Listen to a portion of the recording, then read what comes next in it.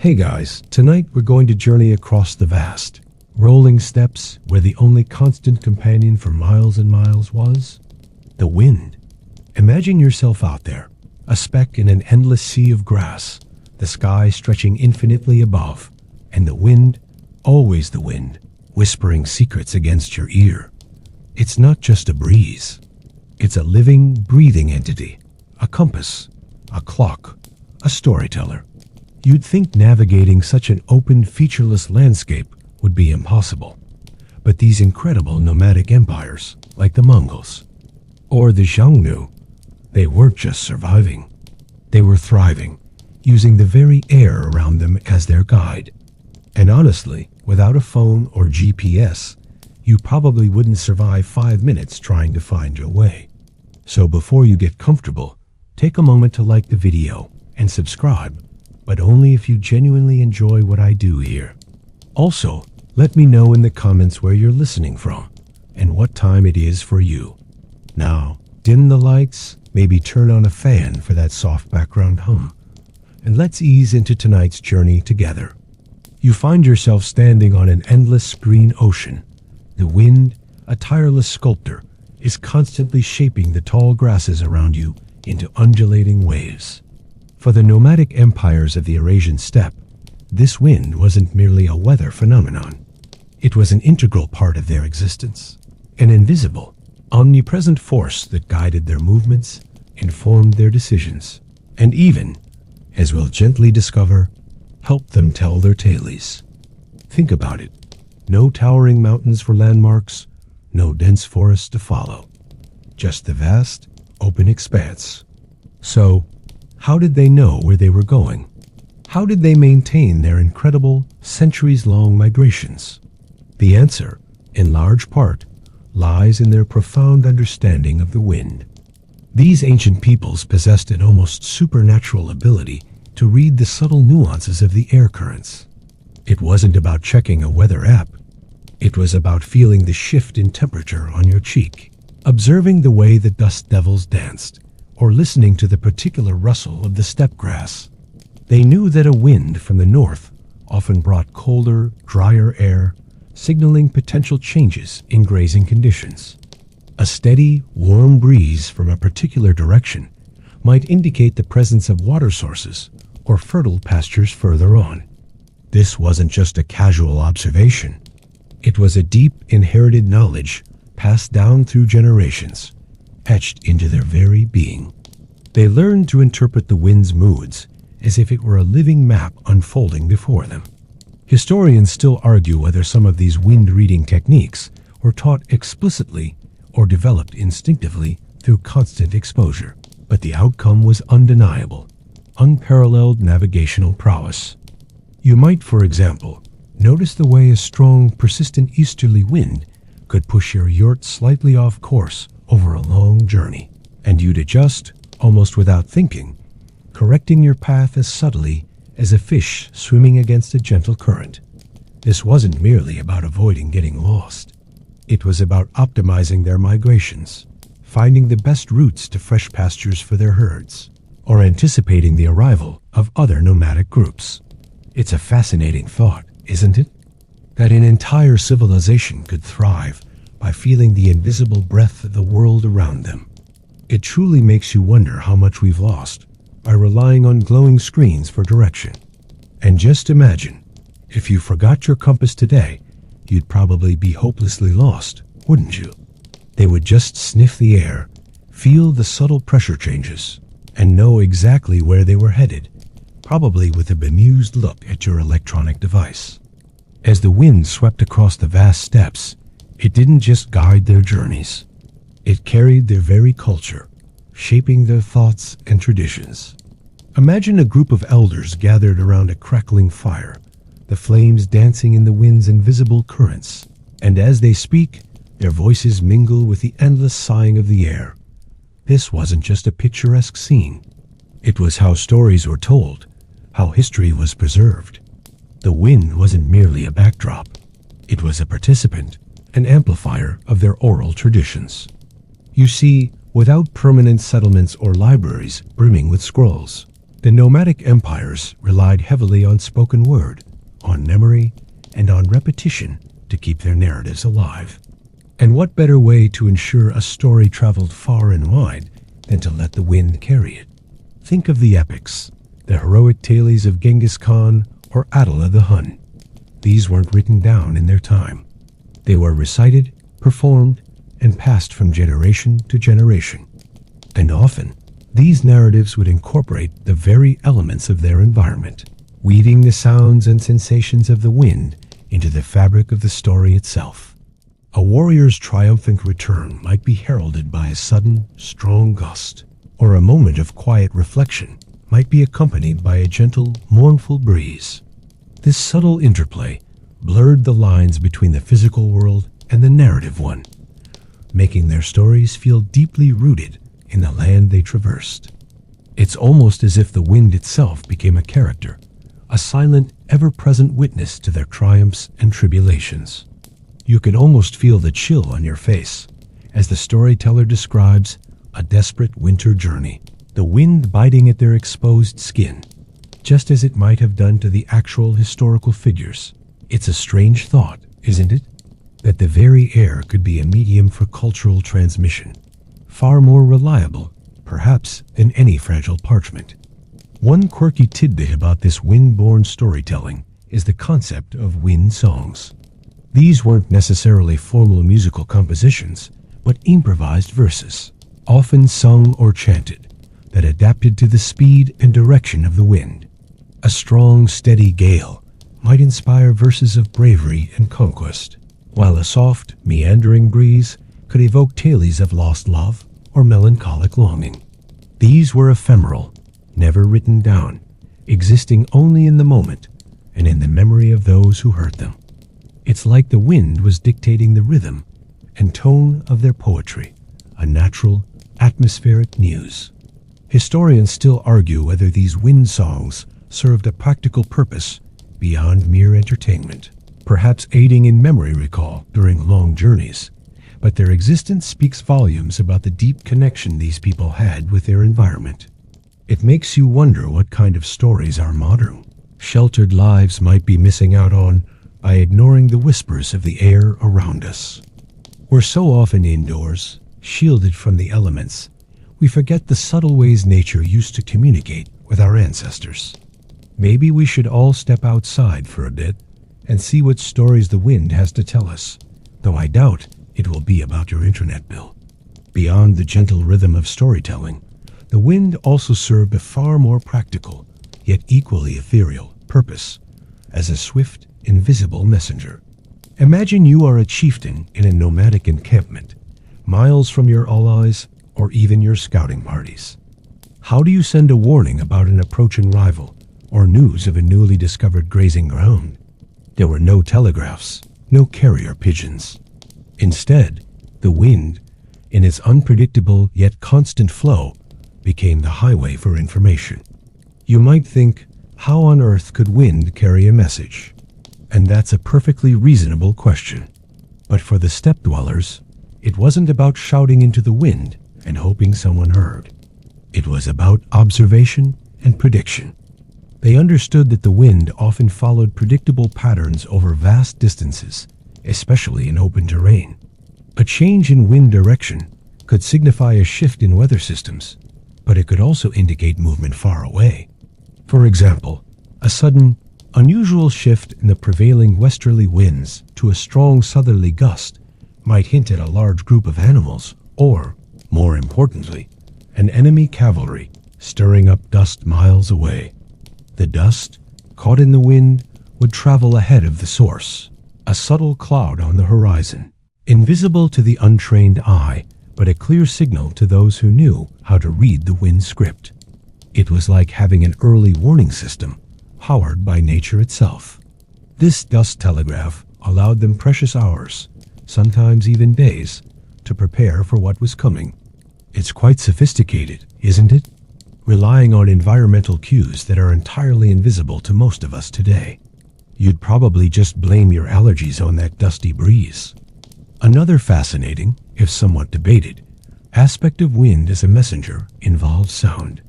While direct vocal communication over vast distances via wind is largely impractical, there's a quirky theory that certain rhythmic sounds, perhaps drums or specific wind instruments, when played with the wind, could travel much further than against it. While this might sound like something out of a fantasy novel, indigenous cultures in other open landscapes have historically used similar methods. Historians still argue whether such organized wind-borne sound signaling was a widespread practice among all steppe nomads, but the concept itself highlights their deep attunement to their environment. It makes you think about how many layers of communication we've lost, relying solely on our digital devices. The idea that a subtle shift in the wind's groan or a distant, wind-carried drumbeat could convey vital information adds another layer of mystique to their already impressive understanding of their world. Imagine a world where your internet connection was literally dependent on which way the wind was blowing. Probably not as relaxing, but certainly more dramatic. The wind, ever present and often unseen, also played a crucial, though perhaps less obvious, role in the vast networks of trade and migration that characterized nomadic steppe empires. You might picture ancient trade routes as lines on a map, meticulously followed by caravans. But for these mobile societies, the invisible currents of the air itself dictated much of their movement and facilitated the flow of goods and ideas across staggering distances. Think about it. Carrying heavy loads across endless plains is exhausting. But what if the wind could lend a helping hand? While they didn't have sails on their wagons in the way a ship has sails, the understanding of prevailing wind patterns was paramount. Caravans, whether transporting furs from the north, silk from the east, or metals from the west, would often plan their journeys to coincide with favorable winds. A strong, consistent tailwind could drastically reduce the effort required by both humans and beasts of burden, making longer journeys feasible and more efficient. It's like having a natural, invisible engine pushing you along, allowing you to cover more ground with less fatigue. You can almost feel the gentle push on your back as your imaginary caravan glides across the plains, the wind humming a steady tune as it accompanies you. This wasn't just about comfort. It was about economic viability, about ensuring goods arrived in good condition and with minimal losses. A mainstream historical fact often overlooked is how the Silk Roads weren't just singular paths, but a vast, interconnected web of routes, many of which adapted to the seasonal wind patterns. Merchants and guides knew which times of year offered the most favorable winds for specific legs of their journeys, allowing them to optimize their travel times and avoid harsh headwind struggles. This knowledge was as valuable as any map. A quirky tidbit is how some nomadic groups developed light, almost kite-like flags or streamers attached to their wagons, not just for identification, but as rudimentary wind indicators, helping them gauge the wind's strength and direction at a glance. It's a subtle detail, but one that speaks volumes about their ingenuity and reliance on their environment.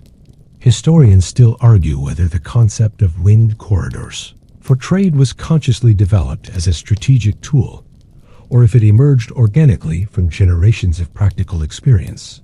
Regardless, the outcome was clear. The wind acted as an unseen facilitator of exchange, carrying not only goods, but also cultures, technologies, and even languages across vast, otherwise impenetrable landscapes.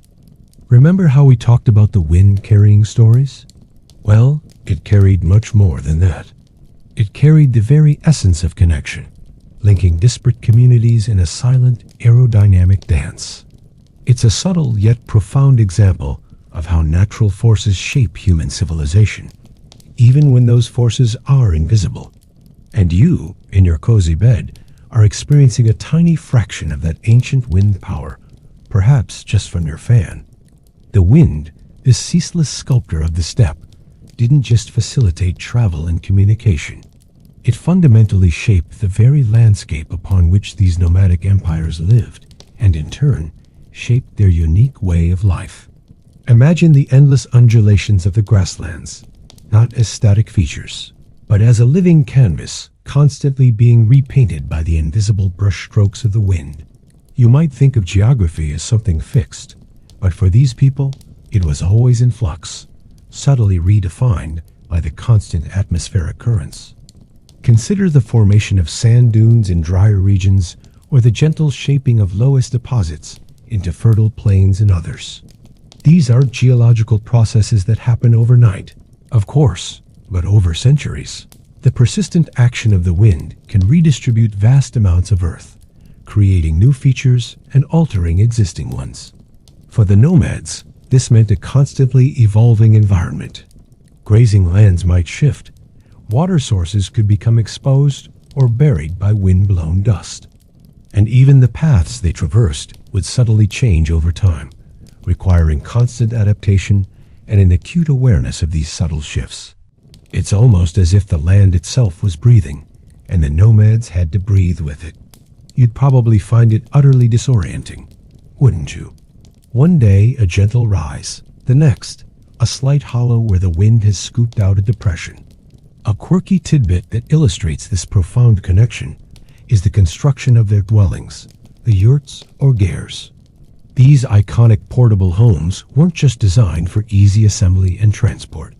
Their very conical or dome shape was expertly crafted to withstand the relentless steppe winds. Unlike rigid structures that might catch the wind and be toppled, the rounded form allowed the wind to flow smoothly over and around them, reducing resistance. It's a testament to their deep understanding of aerodynamics, or not from textbooks, but from centuries of practical, lived experience. Imagine trying to set up a square tent in a gale out there. You wouldn't last 5 minutes before it became a kite. Historians still argue whether the aesthetic preference for rounded shapes in nomadic art and architecture was a direct consequence of their functional adaptation to wind, or if it developed independently. Regardless, the constant presence of the wind instilled in them a profound respect for nature's power and its ability to both sustain and challenge their existence. The very dust that coated their faces and settled on their belongings was a tangible reminder of the wind's omnipresence, a constant, gritty companion. This wasn't merely an inconvenience. It was part of the fabric of their daily life, a subtle reminder that they were living at the mercy, and also within the embrace, of the vast, open, windy world. With the wind as their constant companion, it's no surprise that the nomadic peoples developed incredibly sophisticated observational skills, an almost innate ability to decode the unseen messages carried on the air. You see, this wasn't just about feeling a breeze. It was about interpreting every subtle shift, every whisper, every change in its texture and sound. It was the ultimate, unfiltered data stream, and they were master interpreters. Imagine you're out on the steppe, and the wind, which has been steadily blowing from the west all morning, suddenly feels cooler on your right cheek. It's not a dramatic gale, just a subtle shift. For the nomads, this wouldn't be a random anomaly. It could signify a change in weather patterns miles away, perhaps a cold front approaching from the north, or even a large body of water influencing local temperatures. They knew, for instance, that certain winds carried the scent of specific plants, signaling fertile grazing grounds, even when those grounds were beyond the horizon. It's like having an enormous, invisible nose that could sniff out resources across vast distances. You'd be utterly reliant on your GPS, wouldn't you? They just needed to take a deep breath. A quirky tidbit often mentioned in ethnographic studies is how some nomadic groups even developed a lexicon of terms to describe different types of wind, far more nuanced than our simple breeze or gale. They might have specific names for the wind that carries the scent of rain, or the wind that brings the dust of distant herds, or the wind that signals the approach of winter. This wasn't just poetic. It was practical, allowing them to communicate precise environmental information with incredible efficiency. It's like their language itself was woven into the fabric of the atmosphere. Historians still argue whether some of these highly localized wind interpretations developed independently in different nomadic cultures, or if there was a shared pan-steppe understanding that spread through trade and interaction. What's undeniable, however, is the sheer level of environmental literacy these societies possessed. Their survival depended on it. They understood that the wind wasn't just pushing air around. It was bringing information, constantly, tirelessly. From predicting the best time to move camp, to anticipating the arrival of migrating animals for hunting, their lives were a continuous dance with the wind's invisible signals. It makes you realize how much we've dulled our natural senses in our modern, climate-controlled world. We're so busy looking down at screens, we forget to look up, or more accurately, feel the world around us. And you're probably already halfway to dreamland, gently carried by the very idea of these ancient wind whispers. And so, as the silent currents of the wind continue their ceaseless journey around our modern world, we can still feel the faint echoes of those ancient steppe empires. You see, their profound relationship with the wind wasn't just a quaint historical footnote. It was a testament to human ingenuity and adaptability, a demonstration of how deeply intertwined our ancestors were with the natural world around them. While we might live in climate-controlled homes, shielded from the elements, the legacy of their wind-wise existence continues to influence us in subtle ways. Think about the sheer scale of their movements, facilitated by this deep environmental understanding. The vastness of the Mongol Empire, for instance, wasn't built on rigid infrastructure or on fluid mobility, guided by an intuitive grasp of the land and its atmospheric patterns. This mainstream historical fact often makes us marvel at their military prowess, but less so at the quiet, almost spiritual, mastery of their environment that underpinned it.